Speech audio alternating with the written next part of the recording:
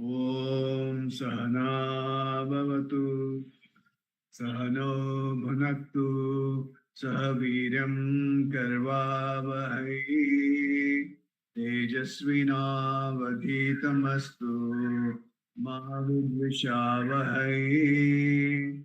Om Shanti Shanti Shanti. Gurur Brahma, Gurur Vishnu, Gurur Devo Maheshwara, Gurur Sakshat Parabrahma, Tasmai Shri Gurave Namaha.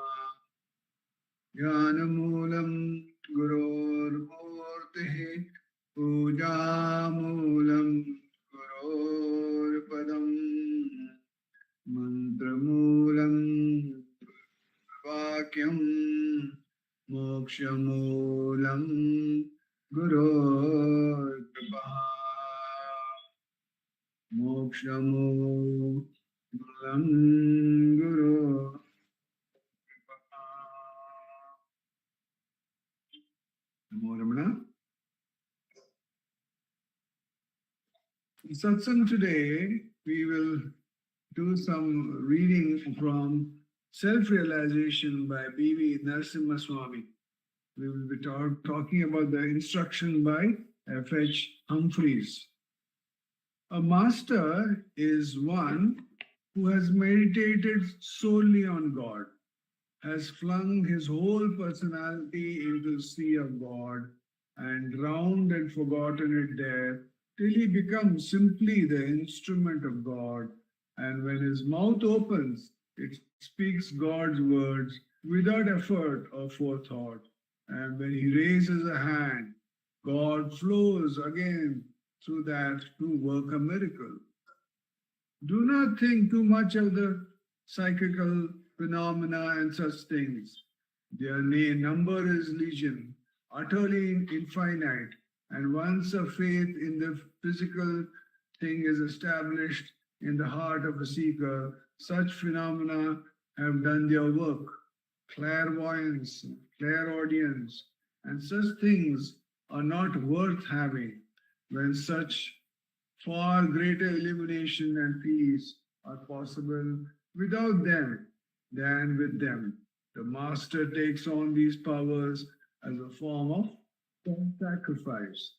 The idea that a master is simply one who has attained power over the various occult senses by long practice and prayer or anything else is utterly and absolutely false. I'll read a sentence again. The idea that a master is simply one who has attained power over the various occult senses by long practice and prayer or anything else is utterly and absolutely false. No master ever cared a rap for occult powers, for he has no need of them for his daily life. The phenomena we see are curious and surprising, but the most marvelous things of it all we do not realize, and that is that one and only one illimitable force is responsible for all the phenomena we see and the act of our seeing them. Do not fix your attention on all these changing things of life, death, and phenomena. Do not think of even the act of seeing them or perceiving them, but only of that which sees all these things, that which is responsible for it all. This will seem nearly impossible at first, but by degrees the result will be felt. It takes years of steady daily practice, but that is how a master is made. Give yourself a quarter of an hour a day. Try to keep the mind unshakenly fixed on that which sees. It is inside yourself. Do not expect to find that that is something definite on which the mind can be fixed easily. It will not be so. Though it takes years to find that The results of this concentration will soon show themselves in 4 or 5 months' time, in all sorts of unconscious clairvoyance, in peace of mind, in the power to deal with troubles, in power of all round, always unconscious power. I have given you this teaching in the same words as the Master gives it to the other intimate chelas. From now onwards, let your whole thought in meditation be not on the act of seeing, nor on what you see, but immovably on that which sees. It's a beautiful couple of paragraphs by F.H. Humphreys, but there's a lot of truth in this. He says, a master who has meditated slowly on God. So, a master who was established in the Atman, he does. He just becomes an instrument. That means if anything that happens, it happens because of God. He says, and drowned in it still becomes simply the instrument of God. He doesn't look at himself apart from God. And when his mouth opens, it speaks only about God. And when he raises his hand, God flows through that to work out a miracle. So what would happen? What does a normal devotee want? A normal devotee who wants to show off his occult powers, means supernatural powers. A lot of devotees actually work hard for occult powers. Why occult powers? You can demonstrate the powers to others. You can have clairvoyance, you can have clairaudience, you can hear from close, you can see from far, all those things can happen. But he says, a realized soul, a jnani, does not care about it at all. Why? Because the important thing he says, what is the truth? Brahman Satyam Jagat Mitya. So he knows in absolute terms that he is the Brahman, he is the Atman, he is the consciousness, he is the God, and he is not apart from that. So when he is established, he is the Atmanishtha, then what happens? He sees only himself. Like Bhagavan, they would say that, people would say that, Bhagavan, so many devotees are coming for your darshan. Bhagavan would say, no, I am sitting here to have the darshan of everybody who's coming. Why would he say that? Now, a person who is seeing all these devotees standing in a queue for Bhagavan's darshan would see them as what? He would see them as an ordinary human being and see Bhagavan as God. But that is at an outer level. That is at the physical level. But at the spiritual level, what does Bhagavan see? He is the self, and everything is only the self. It's like the gold. Gold is the self. But that gold has become the necklace, it has become the bracelet, it has become the ring, it has become the bangle. What's the reality of all those ornaments? The reality of all those ornaments is gold. If you remove gold, then what happens to all the ornaments? Ornaments are not there anymore. So, that's why when you take a beautiful ornament to the goldsmith, he does not care about what the design is. He wants to know how many grams of gold are there. Oh, it is 11 grams of gold. I will give you another ornament which is 11 grams of gold. He does not care about whether it was the Madhuri Dixit's design or anything else. You may think that I should get more money for that. No. He says only gold is the reality. So if for each one of us, the unmanifest has manifested in each one of us. And we are what? We are just the self. We are not apart from the self. The self goes through each one of us. It's like the gold which goes through each of the ornament. Their self is which goes through each one of us. And what happens? If the self is not there, what happens? We don't exist anymore. So that's what he says. The guru does not care about clairvoyance and clairaudience and any of those occult powers. He says that the phenomena we see are curious and surprising, but the most marvelous thing of it all we do not realize, and that is one and only one. See, that's the greatness of a sage, a saint, and a Atma-Jnani like Bhagwan. See, Bhagwan does not see another. When he sees the self, when we keep on doing self-inquiry, then what happens? The I that rises and which likes to show all the veiling, which likes to show the differences, which takes us to the world of Nama and Rupa in time and space, continuously wants to show you the world phenomena and says, yes, this what you're seeing is true. All the problems, the dyads, the triads, all that you're seeing is all true. Then what happens? Then a person like Bhagwan comes in our lives and says, hey, Venkatesh, what you're seeing right now is not true. It's because of your vasanas, because of your desires, because of your ichhas, that all this world is eyes, this ego rises. When the ego rises, the mind rises, and through the five senses we go into the world. And Rajas, Tamas, Sattva plays out. And we think that this is all true. Bhagavan says, you have to do self-inquiry, inquire into the reality of this I. And as we keep inquiring into the reality of the I, then what we realize, the I is actually not there. The I is basically something which is false, which has just arisen and is trying to make the mind go helter-skelter. He says, but again, Humphrey says, do not fix your attention on all these changing things of life, death, and phenomena. Do not think of even the act of seeing them or perceiving them, but only of that which sees all these things, that which is responsible for it all. How can the eye see? Eyes cannot see without the self. Ears cannot hear without the self. That's what Swami Shivananda says. Find the knower, find the seer, find the taster, find the smeller. Why are they telling that find that fellow?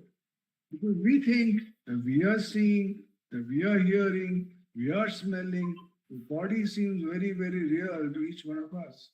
But the great ones say, no, don't go in that. If you get caught in that, then you will think that you are the doer. So when you hear something, you find out who is this listener. Find out who the listener is. And then he says, beautifully says, this will seem nearly impossible. Initially, if you ask who's the seer, you cannot, you think, these eyes are seeing everything. But then he says, this will seem very nearly impossible at first. But by degrees, the result will be felt. It takes years of steady practice. But that is how a master, it takes years of steady practice, daily practice, but that is how a master is made. So Bhagavan says, every day, 15 minutes, that's all you need. 15 minutes of practice. And whenever a thought comes, what does the thought do? It will take you into the world of Nama and Rupa, and you will jump from one object to another object to another object. That's the nature of the mind. So if you inquire, you keep inquiring, who am I? Whenever a thought comes, for whom is this thought? Who am I? When you ask, who am I? The mind will put down its head in shame. And then what? Again it will rise. But then what happens? If you keep on doing that, one day what will happen? The vasanas will vanish. The antarkarana shuddhi will happen. Total antarkarana shuddhi will happen. And you will become absolutely pure. When you are absolutely pure, what happens? You become still within. When you have stillness within, you will experience who you really are. The veiling will vanish. The falsity will vanish. When the falsity vanishes, then you will be established in the self. Do not expect to find that is something definite on which the mind can be fixed easily. It will not be so. Though it takes years to find that the results of this concentration will soon show themselves in 4 or 5 months' time, in all sorts of unconscious clairvoyance, in peace of mind, in power to deal with troubles, in power all round, always unconscious power. See, the beautiful thing that Humphreys is writing. What do you expect? If you say that, oh, I'm going to do self-inquiry, what can I expect? He says beautifully that you will have peace of mind. Today there is pieces of mind. Their mind is running helter-skelter, running here, there, helter-skelter. And we are looking for happiness in the place where you will never find happiness. Says we will have peace of mind and power to deal with troubles. See, beautiful. Then you realize, oh, the trouble is happening. Okay, it's happening. I will deal with it.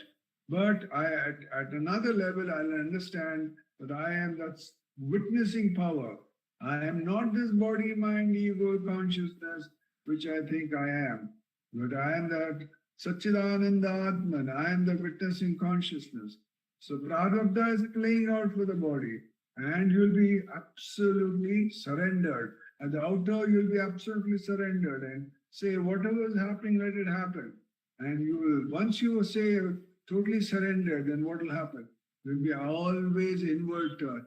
You will not look about the phenomena that's going on outside. So where will be the troubles? No troubles at all.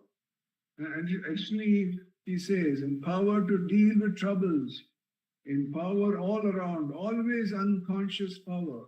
So says that whenever you have trouble, where will you look inside? You look inside. Where is happiness?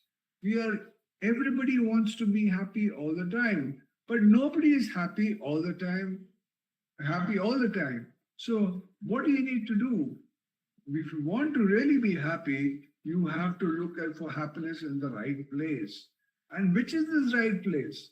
The right place is within. And then suddenly you realize, oh, I've been looking for happiness in the wrong places. I've been getting some level of pleasure only, which is momentary, but I've never been getting unalloyed happiness, permanent happiness. I've never been getting that. So Bhagavan says, the more and more you go inwards and realize who you really are, you'll realize, oh, I've always been happy. My nature is happiness. So why should I look for it outside? If my nature is happiness, then what will I bring out? I will only bring out happiness. If there is disturbance outside, remember 100% there is a disturbance within that is actually getting projected outside. So if you are truly happy and contented within, then that's what you will see without. So that's why self-inquiry is so very important in our lives, to be established in the peace within. Like Jesus says, be still and know that I am God. So let's do self-inquiry from now for the next 20 minutes. Whenever a thought comes and trying to take you out and saying there's something out there, inquire, for whom is this thought? For me, who am I? Can you help me with 20 minutes, Revati? Yes, uncle, I'll keep the timing. Thank you so much.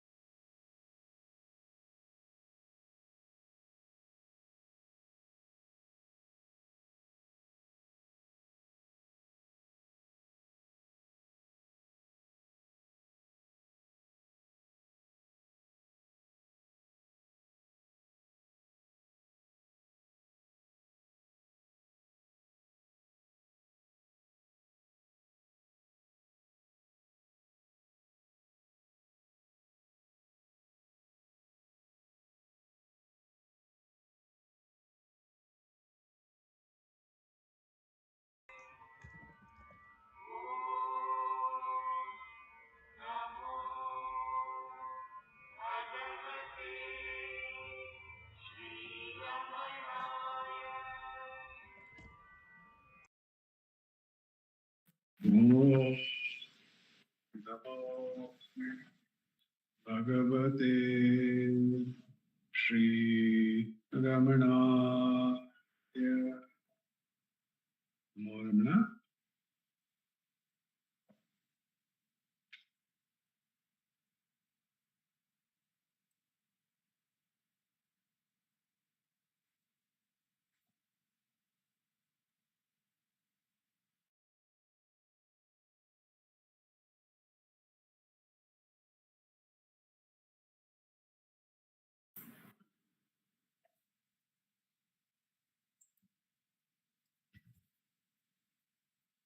Namo Ramana. Ramana, Doctor. Thank you, Venkatesh. Prostrations to Ramana, shining as a self in all beings.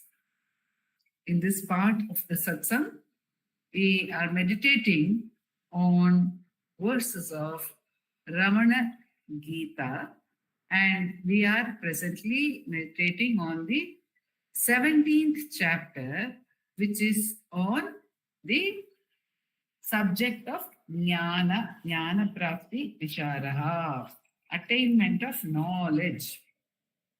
And Bhagavan had told us that in answer to Vaidharva's question, Bhagavan had told us that jnana is something which happens all at once. It does not happen gradually.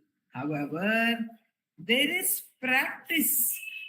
During practice, experience may come and go, because Vaidarbha had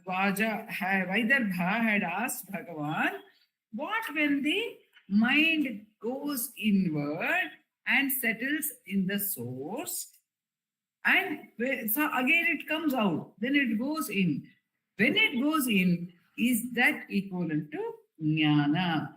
So Bhagavan had said, Antaryata matit vidvan bahirayati chet punaha abhyasameva tamahur jnanam yanubhavochyutaha.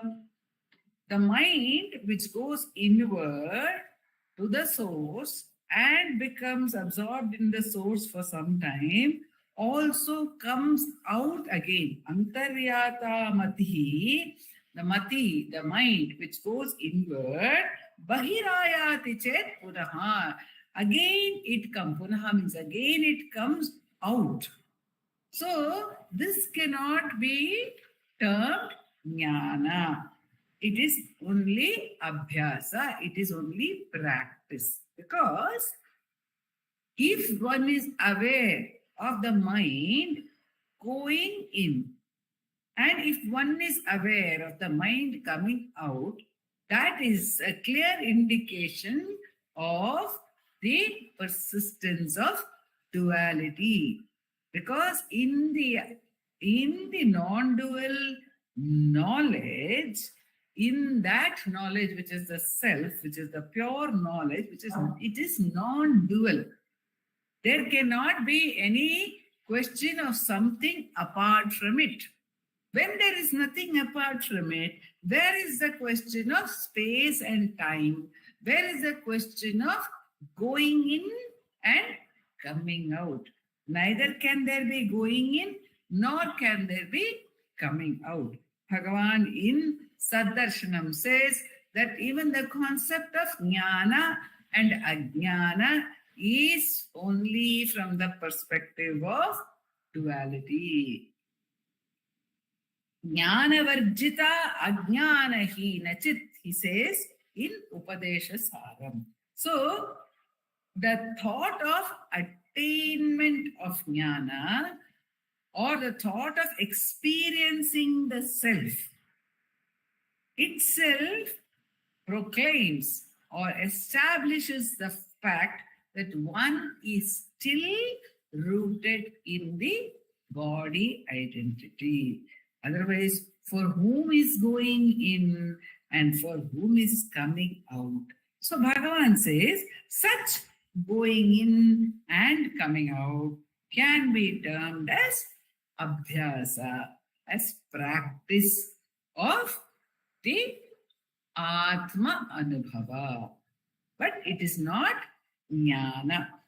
Then Vaidarbha has the next question. Vaidarbha uvacha Jnanasya munishardula bhumika kaschidīritaha shastreshu vidusham shreshtaih katham tasam samanvayah. Vaidarbha says that there are different stages of knowledge which are described by the scriptures. Now, Bhagavan is saying knowledge comes all at once. And he is saying that it is complete. Then where is the question of stages of knowledge? Just one is having little knowledge, one is having more knowledge, one is having the most of knowledge. Is it possible to have such gradations? But the scriptures say there are gradations. Asked Vaidarbha. Bhagavan says, Shastrokta bhumika sarva bhavanti parabuddhigaha. These stages of knowledge are described by the scriptures from the perspective of the onlooker, says Bhagavan. I see somebody who is established in jnana, and I see another person who is established in jnana, and there seems to be a difference between the two of them. So I think, oh, A is 50% jnani, B is 75% jnani, and C may be 100% jnani. This is the perspective of the onlooker, parabuddhiga, says Bhagavan. Mukti bheda iva prajna jnanamekam prajanatam. These differences are just like the differences which we cast upon Jivan Muktas, says Bhagavan. We say one is Brahmavid, Vara, Brahmavid, Varenya, Brahmavid, Varishta. So there are different types of Jivan Muktas, different levels of Jivan Muktas, people say. And Bhagavan had said in the chapter on Jivan Mukti that this is not so. There cannot be any difference between one Jivan Mukta and another Jivan Mukta. So here he is saying, Mukti Bheda Iva, just like people say there are differences in Jivan Mukti, people are saying there are differences in Jnana. But that is not the case. Just like Mukti is one, even so Jnana is also one. Mukti Bheda Iva Prajna Jnanam Ekam Prajanatam. Know that knowledge doesn't have stages. So, wherever we are taught that there are different levels of knowledge, all those levels of knowledge are only ignorance, says Bhagavan. If I think I know more than somebody else, it is only that I have a different degree or different perspective of ignorance than the other person. Even in relative terms, when I say I know more than X or Y, it is only a thought. It is only a perspective. Because one cannot say relative knowledge is something which is so brittle and which is more than what? How can we say? It's only a matter of perspective. A may appear to be having great knowledge in one subject. B will have better knowledge in another subject. But in this is same principle of relative perception. See, because the mind is always dividing and seeing things. It sees everything in gradation. It sees everything in multiplicity. beginning with duality. This is better than this. Then it goes on to multiplicity. That is better than, A is better, B is better than A, C is better than B, D is better than A, B, C. So D is the best. So these kind of demarcations are creations of the mind which see something from outside. Actually, every experience is full in itself. And we only mark it. Oh, I had little fear, I had more fear, or I had little joy, and I had more joy. When the mind comes out of the experience and sees it as an outsider and weighs it, then we find all these differences coming into play, says Bhagavan, Parabuddhika. But actually, knowledge is knowledge. When we look at it from the intellectual perspective, we find so many differences are there, because Bhagavan says, why do people feel there are differences? Charyam dehendriyadinam vikshya rabdhanusarini kalpayanti pare bhumi taratamyam navastutaha. Although there is no difference, there are no relativity, there is no relativity in knowledge, there is nothing higher and nothing lower in knowledge. But because people using their senses, using their body and the senses, dehendriyadinam, or seeing the movements of the body and the senses of the jnani. Seeing that A moves in a particular way, B moves in a particular way. In fact, often Sri Ramanacentre, he says, a devotee came to Bhagavan when he was sitting in the old hall on the couch and started weeping bitterly, saying, "Oh Swami, you have now got spoiled. You used to sit on a rock, on the burning rocks of Arunachala, but now you are sitting on a couch which has a nice velvet mat on it, a Dunlop mattress, and there are pillows around you. Oh Swami, where has all your austerity gone?" So lamented that devotee. But what was the difference in Bhagavan's state? Whether he sat on the rock or he sat on the couch, and it is no easy matter to sit on a couch day and night. But nonetheless, whether he sat on the couch or he sat on the rock of Arunachala, there was no iota of difference for Bhagavan. In fact, the Narayana Guru, when he came and composed verses on Bhagavan, he says, what is there? The earth is his bed. The earth is his bed. The rocks are his bed.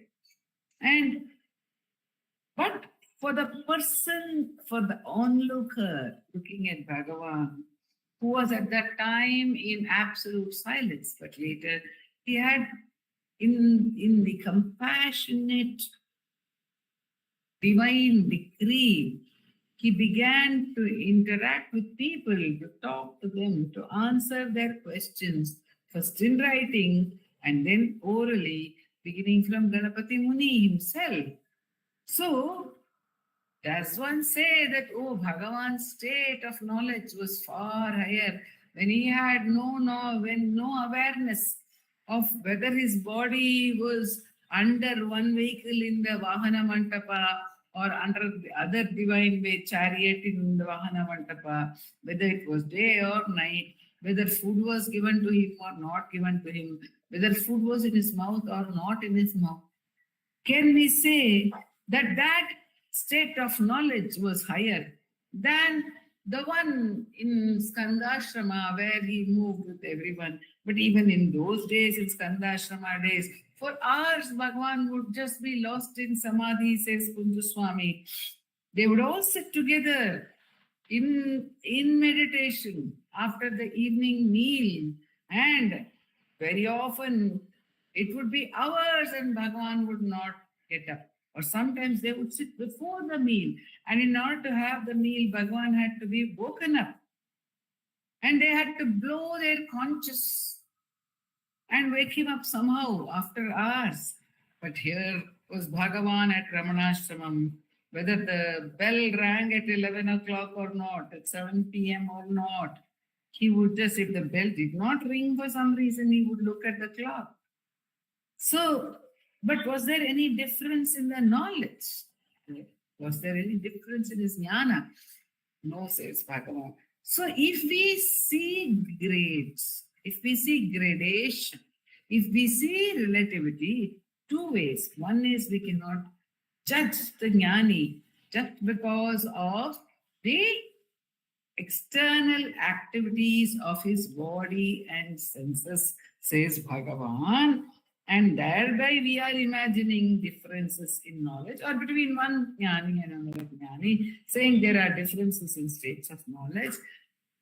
But important for us in our sadhana is that if we see any gradation, if we, in our sadhana, if we feel that, oh, yesterday my sadhana was okay, my attention in self-enquiry was ordinary, but today my self-enquiry seems to be better.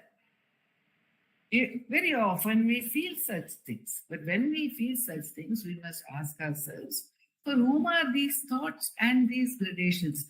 Because in knowledge, there is no gradation. That means I am identifying with my own sadhana and saying, oh, I have done good sadhana today. I did not do good sadhana yesterday. Or yesterday I did good sadhana.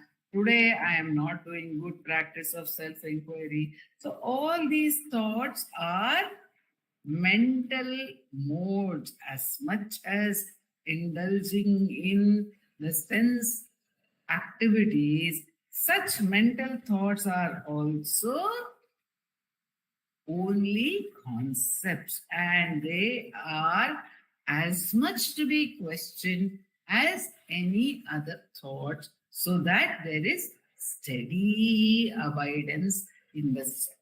And if the mind is going in and coming out, it becomes our beholden duty to take the mind back to the source. As and when it comes out, take it back to the source.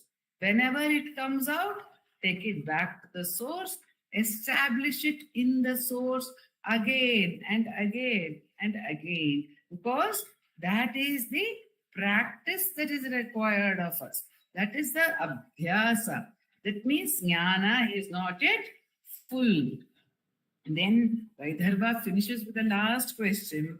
Prajnaname kada siddham sarva jnana nibarhanam tirodhatte kim ajnanat sangat ankuritat punaha. He asks, if one has become established in knowledge due to attachment, will ignorance rise again? And Bhagavan says, Ajnanasya pratidvandvi na parabhuyate punaha prajnaname kada siddham bharadvaja kulodvaha. When that knowledge which comes once and once and for all has been attained, which is the opposite of ignorance, which is the enemy of ignorance, which is the diagonally opposite experience or state of ignorance, pratidvandvi, it is the opposite of ignorance. When that jnana, which comes once and for all, and which is the ending of ignorance, has come, then ignorance cannot rise again. So if ignorance is coming, that means if one is caught again and again in the grip of the ego, that means knowledge has not yet dawned, and one must hold on to the inquiry until that certainty of knowledge, that fullness of knowledge, that unwavering knowledge is ours by the grace of Bhagavan. Om Namo Bhagavate.